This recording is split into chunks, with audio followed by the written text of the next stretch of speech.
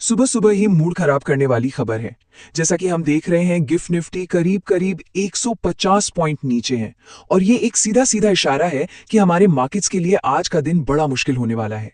इसका मतलब है कि निवेशकों को बिकवाली का एक बड़ा दबाव झेलना पड़ सकता है। कल का दिन तो वैसे भी खराब था। बाजार 150 पॉइंट टूटा था और आज फिर से एक बड़े गैप डाउन की तैयारी है। तो लगातार 2 दिन इतनी बड़ी गिरावट, आखिर हो क्या गया है? इसका जवाब छिपा है अमेरिकी बाजारों में।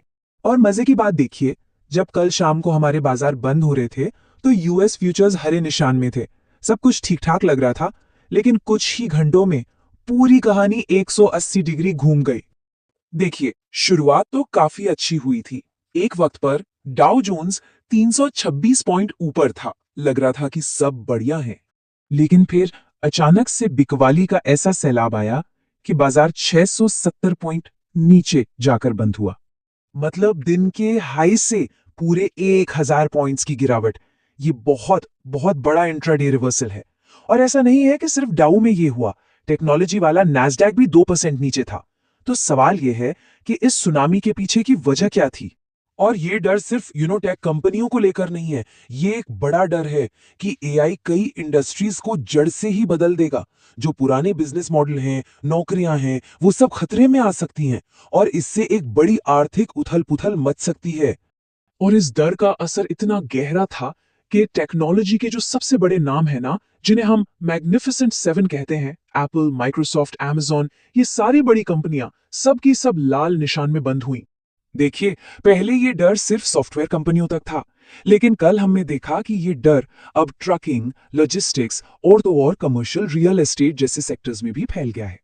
एक छोटा सा उदाहरण देता हूं। कल अमेरिका में सिर्फ एक AI powered freight management tool launch हुआ और बस इस एक खबर ने ट्रकिंग और लॉजिस्टिक्स से जुड़ी जितनी भी लिस्टेड कंपनियां थीं, सबके शेयरों में भारी बिकवाली ला दी।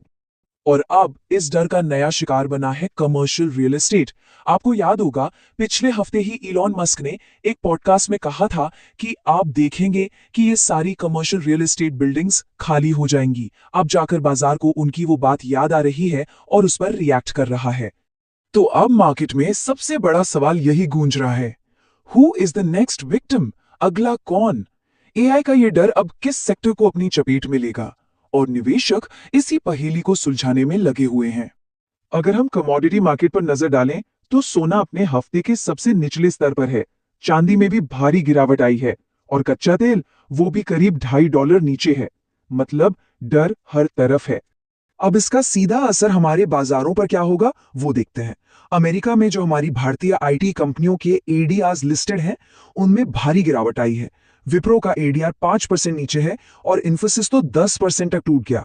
ये एक साफ संकेत है कि आज हमारे आईटी सेक्टर पर बहुत ज्यादा दबाव रहने वाला है। अब सबकी निगाहें टिकी हैं आज शाम आने वाले अमेरिका के इन्फ्लेशन डेटा पर।